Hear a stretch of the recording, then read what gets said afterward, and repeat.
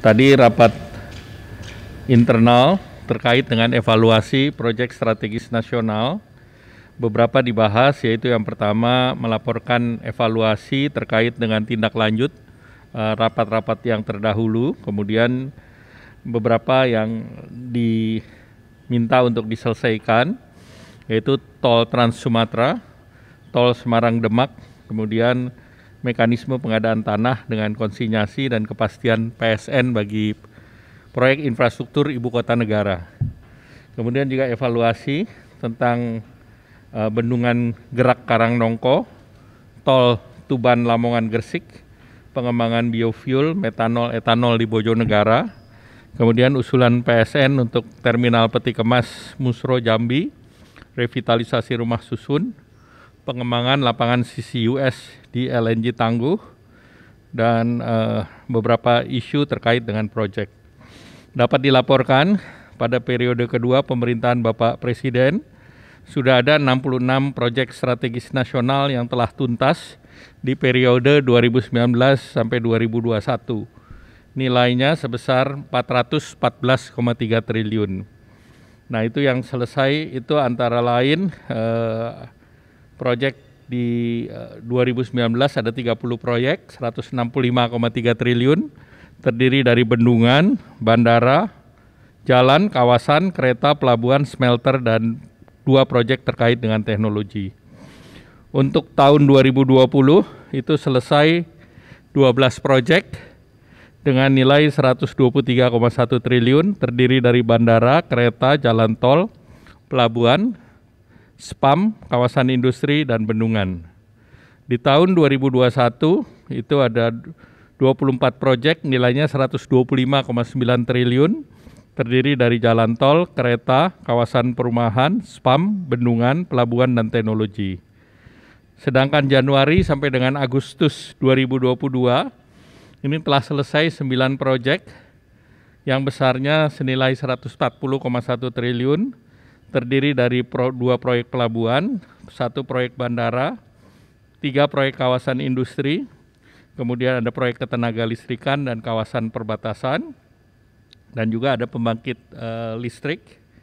Dan sampai September-Desember ada 16 proyek dengan nilai 101,2 triliun. Nah, tadi disampaikan dan dilaporkan kepada Bapak Presiden bahwa proyek bendungan Gerak Karangnongko ini masih dalam proses di mana APBN sudah disiapkan. Tinggal dari pendanaan di APBD Kabupaten Blora sudah menyiapkan. Dari segi konstruksi sudah disiapkan 1,49 triliun. Tinggal penyelesaian masalah pembebasan lahan di Kabupaten Bojonegoro, di mana itu diperlukan tambahan anggaran yang akan dipelajari dari Kementerian Keuangan, itu sebesar 710 miliar. Di mana wilayah Kabupaten Blora 107 hektar untuk pembebasan lahan, di mana baik dari kabupaten maupun pemerintah daerah menyerahkan ke pemerintah pusat. Kemudian yang berikut adalah tol Tuban Lamongan. Nah, ini 72,9. Nah, ini tentu diharapkan ada solusi terkait dengan evaluasi terhadap pelaksanaan proyek tol tersebut, karena ini menghubungkan beberapa kawasan, misalnya kilang minyak Tuban, ekspansi TPPI Tuban, dan kawasan ekonomi Gresik yang bisa mencapai 252 triliun dari segi investasi. Kemudian tadi diputuskan untuk pengembangan biofuel dan metanol dan etanol di Bojonegoro, diperkirakan investasinya sebesar 25,7 triliun dan diharapkan financial closing-nya bisa di kuartal kedua tahun 2024. Arahan Bapak Presiden tadi menyatakan bahwa proyek-proyek yang masuk PSN yang selesai di luar 2024 adalah proyek yang secara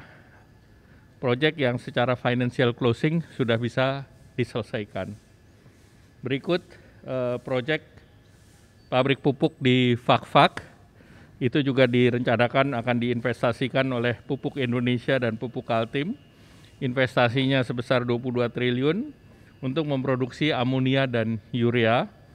Dan ini diharapkan bisa diselesaikan juga financial closing sebelum 2024. Dan ini nanti akan memanfaatkan gas dari Genting yang akan on stream di tahun 2027. Proyek ini sejalan dengan proyek metanol yang di Bintuni yang juga sekitar 20 triliun dan ini juga akan mulai on stream di tahun 2027. Kemudian juga ada usulan terkait dengan peti kemas di Muaro Jambi. Nah, ini investasi tahap pertama 948 miliar. Tahap kedua 3 triliun. Nah, ini pelabuhan dengan kapasitas kontainernya 60.000 sampai 80.000 TEUs. Kemudian untuk pelabuhan curah 2,3 juta ton curah cair dan curah kering 7 sampai 8 juta ton. Kemudian ada pengembangan dari proyek lapangan Ubadari yaitu Carbon Capture dan Storage CCUS. Itu dibiayai oleh konsorsium BP Tangguh sebesar 38 triliun dan ini potensinya ada meningkatkan tambahan gas dari UCC sebesar 900 mmCFD dan pengurangan emisi karbon sebesar 25 metrik ton setara dengan CO2. Kemudian juga ada proyek yang PSN baru yaitu terkait dengan beberapa penyelamatan ataupun penyelesaian dari proyek PSN antara lain dari proyek strategis Trans Sumatera. Tadi Bapak Presiden memutuskan bahwa akan diselesaikan. Tahap kedua ini adalah yang rutenya dari Betung ke Jambi, yaitu sejumlah 169 km, konstruksinya 22 triliun dan kebutuhan lahannya 4,1 triliun. Kemudian juga yang berikut adalah percepatan proyek strategis terkait dengan Semarang Demak yang saat sekarang ada masalah pembebasan lahan atau ganti terkait dengan lahan di perbedaan antara Demak dan Semarang. Selanjutnya Bapak Presiden juga mengarahkan agar khusus untuk ibu kota juga ditetapkan sebagai proyek PSN karena tentunya ini akan mempermudah dan akselerasi daripada pembangunan ibu kota. Bapak Presiden juga memberikan arahan bahwa seluruh proyek strategis nasional ini bermanfaat bagi masyarakat, terutama terkait dengan penciptaan lapangan kerja. Yang kedua, tentunya investasi ini memiliki multiplier effect, apakah itu bendungan, apakah itu jalan tol, itu membuka akses yang lebih luas, dan beberapa bendungan tentunya berada di wilayah-wilayah yang bisa mengurangi tingkat kemiskinan masyarakat karena dengan ketersediaan air dan juga dari segi irigasi yang lebih banyak dan lebih baik untuk terkait dengan masalah ataupun terkait dengan program-program agriculture atau program pertanian. Dan tentu Bapak Presiden meminta agar keseluruhan proyek secara nasional bisa selesai secara fisik sebelum 2024. Demikian, terima kasih. Wassalamualaikum warahmatullahi wabarakatuh.